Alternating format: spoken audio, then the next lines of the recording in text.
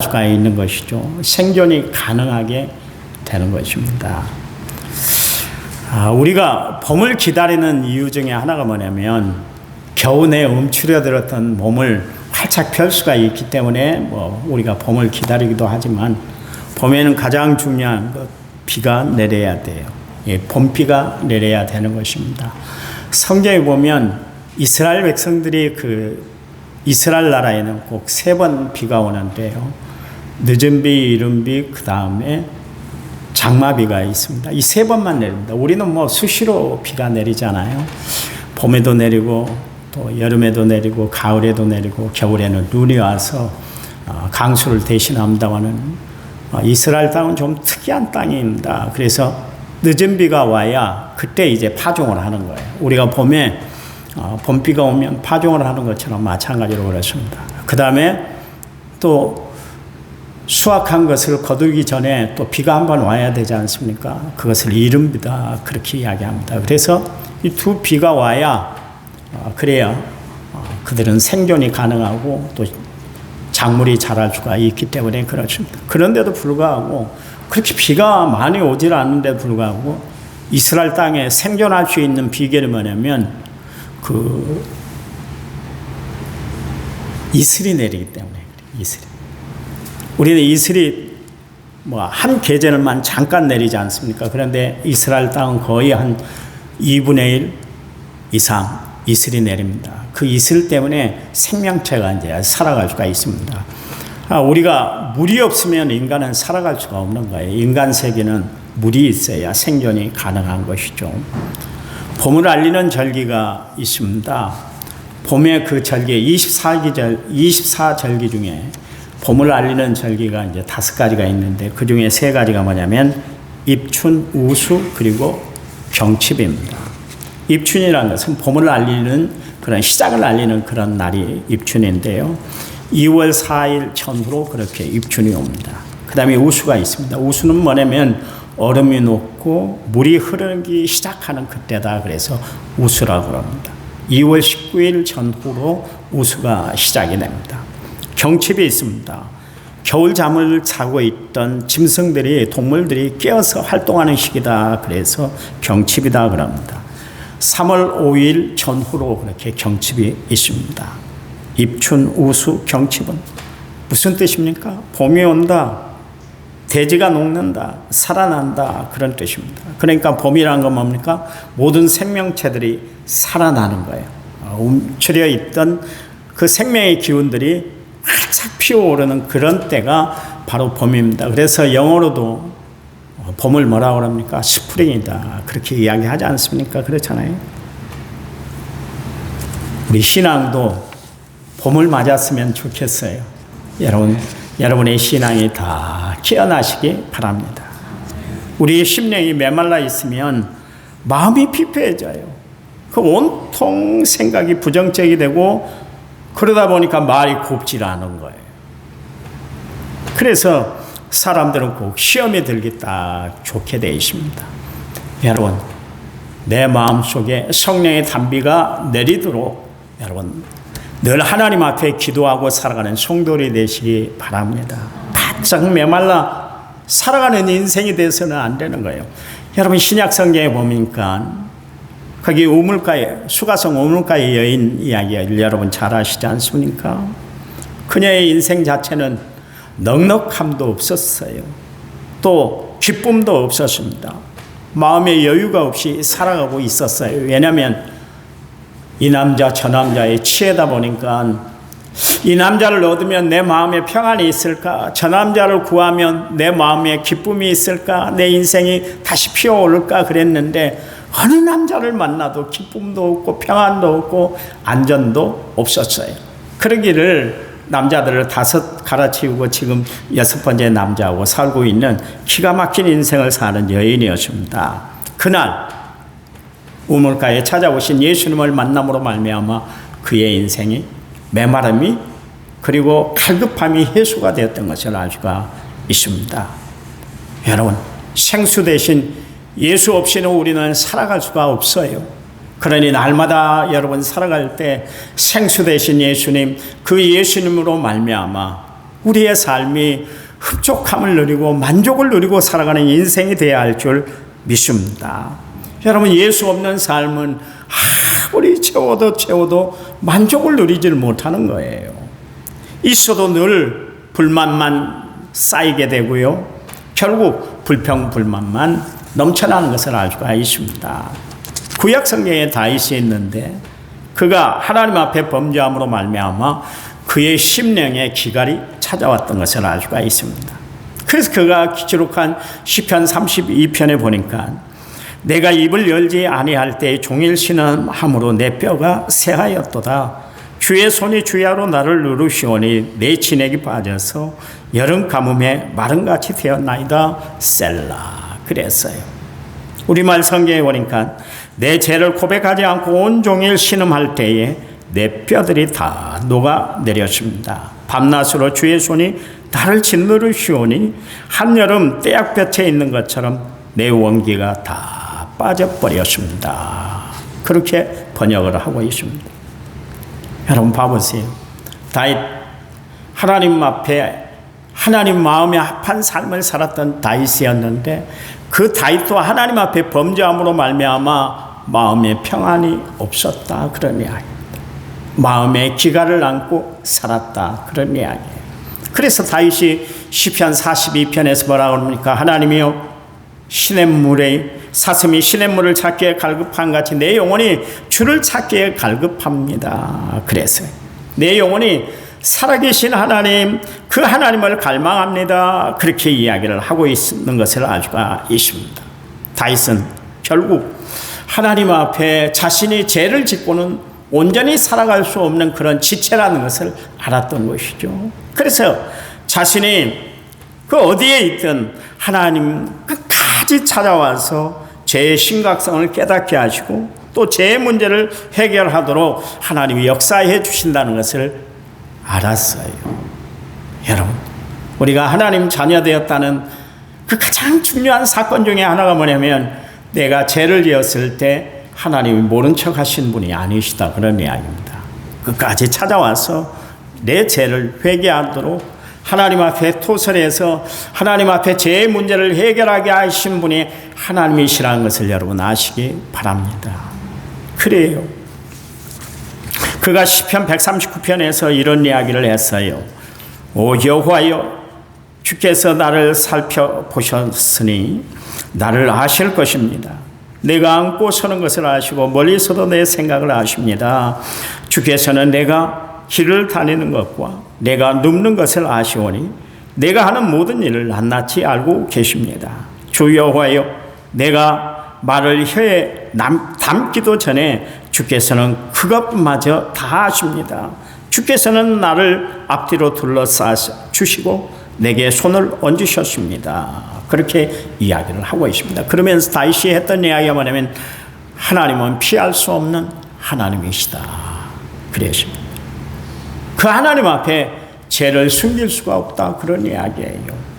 그가 하나님 앞에 죄를 지었을 때 죄를 토설하지 아니하고 시치미를 뚝 떼고 아무 일 없는 것처럼 그렇게 살아가고 있을 때 하나님이 그에게 보내셨던 사람이 누구였냐면 나단 선지자를 하나님이 보내주셨어요. 그리고 나단 선지자를 통해서 다윗의 죄가 지적되게 했고 밝혀지게 했고 그러므로 말미암아 다윗이 그의 죄를 시인했던 것을 알 수가 있습니다. 다윗은 하나님 앞에 죄를 지었어요. 그리고 한동안 모른 척 했습니다. 그리고 속으로 생각하기에 하나님이 계속 침묵하시고 반응하지 않으니까 그래, 하나님은 이번 내가 행한 일은 하나님이 눈 감아 주시는가 보다, 하나님은 이 일을 그렇게 아무 일 없는 것처럼 그렇게 넘어가시는가 보다, 그렇게 생각을 했었어요. 그러니까 다윗과 밧세바 사이에 낳았던 그 불륜의 아이, 그 아이를 베고 그 아이가 나올 때까지, 이 세상 빛을 볼 때까지 다윗은 하나님 앞에 회개하지 않았어요. 결국 하나님이 기다리시다가 결국 나단 선지자를 보내셔서 다윗의 죄를 밝히게 만들었습니다. 그리고 회개하게 했던 것을 알 수가 있습니다. 보세요. 천하의 다윗이라 할지라도, 하나님 마음에 합한 사람 다윗이라 할지라도 하나님이 죄를 지적하지 않으니까 모른 척하고 시치미를 뗐어요. 여러분, 다윗은 완벽한 사람이 아니었어요. 다윗도 불안한 사람이었어요.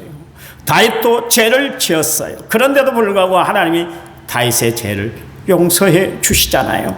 어떻게 해요? 나단 선지자를 통해 그의 죄를 밝히게 하고 그 죄를 시인했을 때 하나님은 그의 죄를 용서해 주셨던 것을 알 수가 있습니다. 이게 하나님의 자녀가 누리고 살아가는 특권이에요. 여러분, 하나님 앞에 내가 죄를 지었는데도 불구하고 하나님이 모른 척하고 계시던가요? 그게 1년이 가고 2년이 가고 몇십 년이 지나도 하나님이 모른 척하고 계시던가요? 그렇다면 혹시 여러분은 하나님께 버림받은 존재는 아닌가? 나는 구원받지 못한 하나님의 백성이 아닌가? 나는 성령으로 말미암아 거듭난 사람이 아닌가? 다시 한번 살펴볼 필요가 있어요. 하나님은 그의 백성이, 그의 자녀들이 죄지은 상태로 그대로 있는 것을 원치를 않으세요. 하나님은 꼭 그 죄를 끄집어내서 회개케 하세요. 왜 그런 줄 아세요? 죄 있는 상태로는 하나님과 교제를 할 수가 없기 때문에 그래요. 예수님께서 구속의 주로 예수님을 이 땅에 보내셨을까요? 왜 그분을 통해서 모진 고통, 모진 시련, 모진 아픔을 다 감내하게 하시고 십자가에 못 박혀 죽게 하셨을까요? 우리의 죄가 그만큼 심각하다는 거예요. 죄의 문제를 해결하지 않고는 하나님을 볼 수도 없고 하나님 나라에 들어갈 수가 없기 때문에 그래요. 여러분, 우리가 신앙생활하면서 교회 앞에 나오면서 날마다 우리가 하나님 앞에 해결해야 할 문제가 있는데 죄 문제를 해결하고 살아가는 성도들이 되시기 바랍니다. 예수 앞에 나오면 우리의 원죄, 오리지널 신, 우리의 원죄를 해결하실 뿐만 아니라 그분은 우리의 자범죄, 매일매일 살아가면서 지는 모든 죄까지도 하나님은 다 용서하시는 하나님인 줄 믿으시기 바랍니다. 주보에 10분 전에 오세요, 30분 전에 오세요, 그 이야기는 다른 거 아니에요. 오셔가지고 잡담하라고 핸드폰 꺼내서 오늘 시황이 어떻게 된가, 오늘 증시는 어떻게 됐는가, 그거 살피고 오늘 뉴스거리는 뭔가 이걸 살피라고 일찍 오라는 이야기가 아니요. 그 시간에 하나님 앞에 정리할 것 정리하고 회개할 것 회개하고 하나님 앞에 바로 세울 것 바로 세워서 하나님 앞에 예배드리는데 부족함이 없도록 그 시간을 내라고 주보에 그렇게 기록해 놓은 거예요. 허겁지겁 오지 마세요. 10분 전에 미리 와서 하나님, 일주일 동안 하나님 말씀대로 살지 못했던 것, 또 하나님 앞에 지었던 모든 죄를 회개합니다. 용서해 주셔서 이 시간 대속의 은혜를 힘입고 하나님 앞에 예배드리는 귀한 시간 되게 해달라고 하나님 앞에 기도하는 성도들이 되어야 할 줄 믿습니다. 여러분 기억하세요. 죄 짓고 하나님 앞에 버틸 사람은 어떤 사람도 없어요. 우리는 하나님 앞에 항복하는 사람이 돼야 되는 거예요. 지혜로운 사람은 어떤 사람인가? 하나님 앞에 항복할 줄 아는 사람이요. 항복이란 뭡니까? 더 이상 버티질 못하고 백기투항하는 것, 그것이 바로 항복이에요.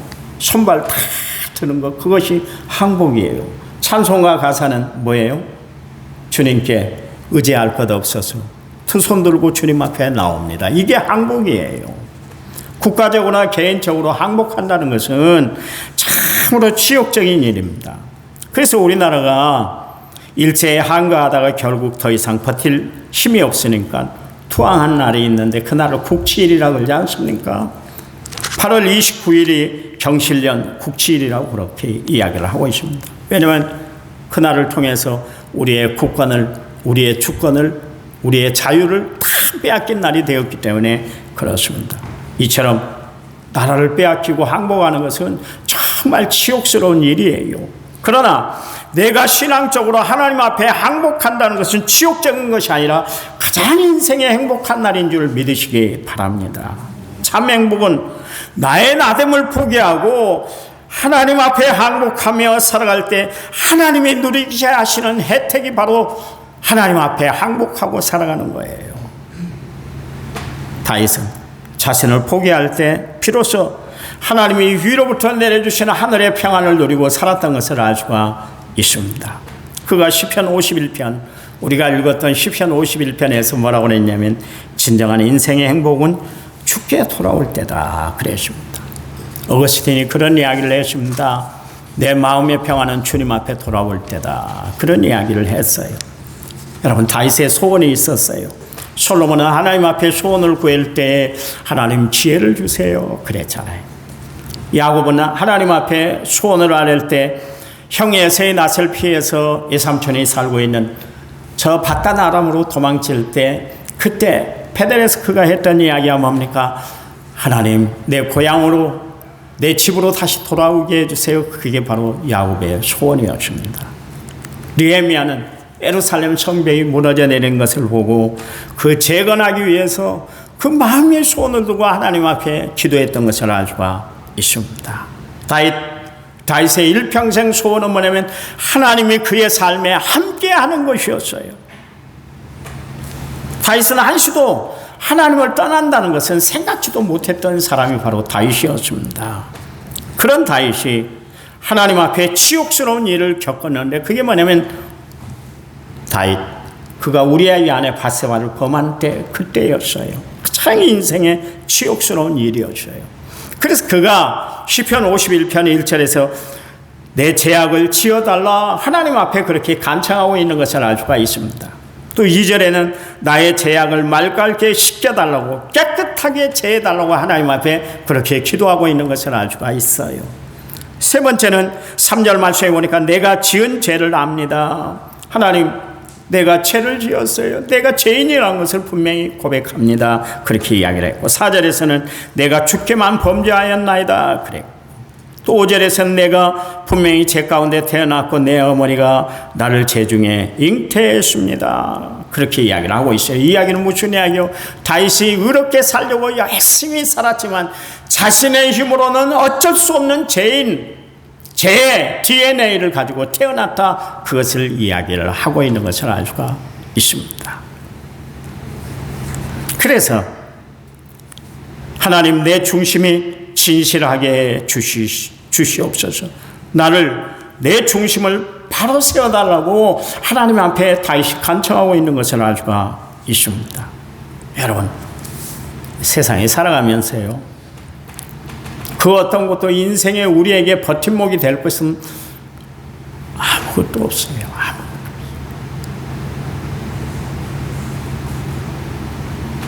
저희 형제가 오남이냐잖아요. 위로 형님이 2분 계시는데 일찍 다 돌아가셨어요. 저희 어머님, 아버님이 계셨잖아요. 저희 어머님은 저에게 참 인생의 버팀목이었는데 어느 날 호련히 떠나가시더라고요.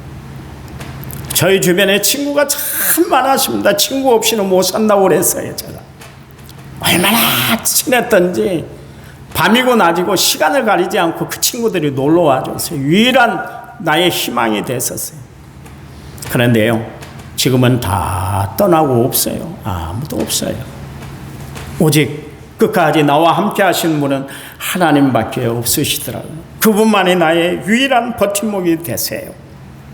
여러분, 인생의 버팀목을 세상에 두지 말고 하나님께 두고 살아가는 성도들이 되시기 바랍니다. 성령에 기대고 살아가시기 바랍니다. 하나님의 은혜를 붙들고 살아가는 성도들이 되시기를 간절한 마음으로 부탁을 드립니다.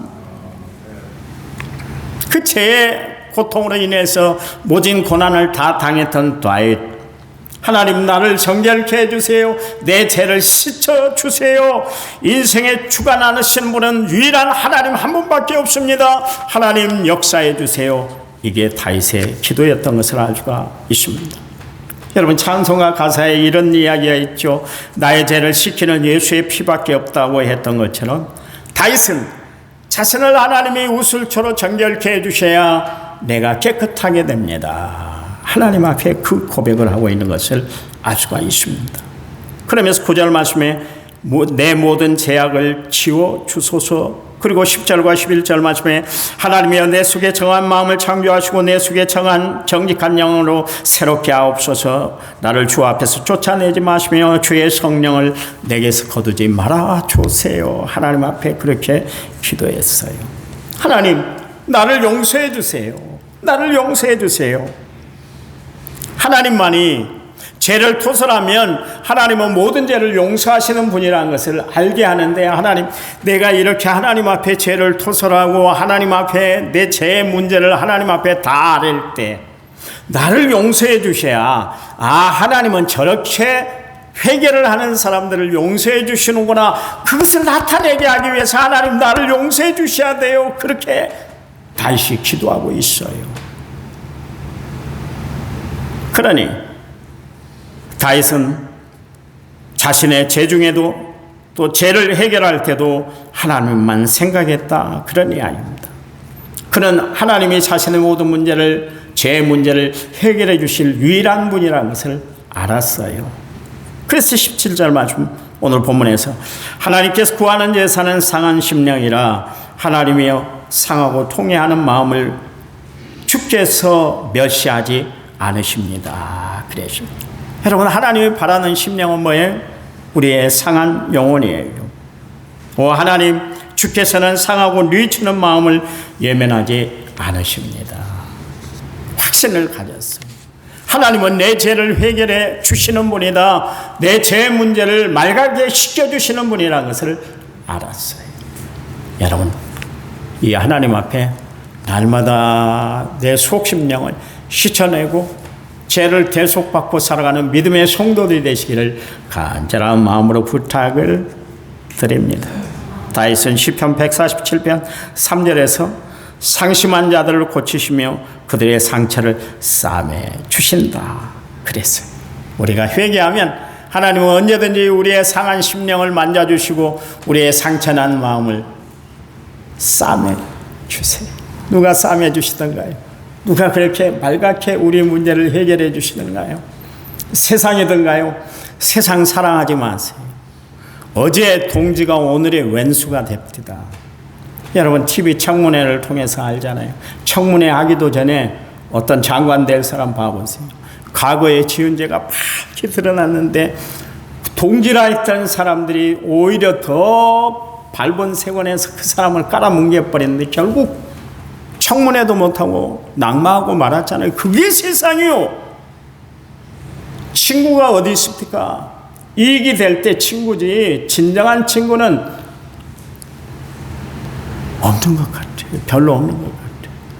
없어요.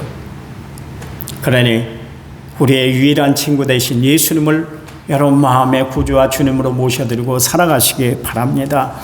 그 예수님께서 여러분의 상처난 심령을 싸매 주실 거예요. 여러분의 상처받은 모든 마음을 어루만져 주실 거예요. 그래서 정결케 하시고 깨끗게 해 주실 줄 믿으시기 바랍니다.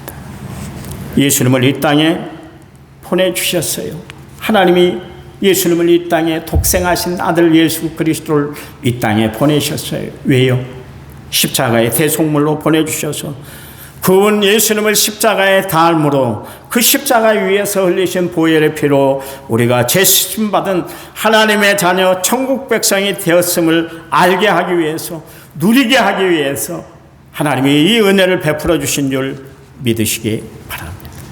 이 하나님 앞에 날마다 믿음으로 은혜 안에서는 은혜로운 성도이 되시기를 간절한 마음으로 부탁을 드립니다. 하나님 감사합니다. 주님을 의지하고 하나님을 바라보고 성령을 신뢰하는 저희들 되도록 도와주시옵소서. 이제는 길이요 진리요 생명 되신 우리 주 예수 그리스도의 은혜와 하나님 아버지의 지극하신 사랑과 성령님 위로교통은혜 충만한 역사가 오늘 말씀을 받고 예수 그리스도의 대속의 은혜를 깊이 생각하며 세상을 향해 나아가는 모든 성도들을 위해 이제부터 영원토록 함께 하시기를 간절히 축원하옵나이다. 아멘.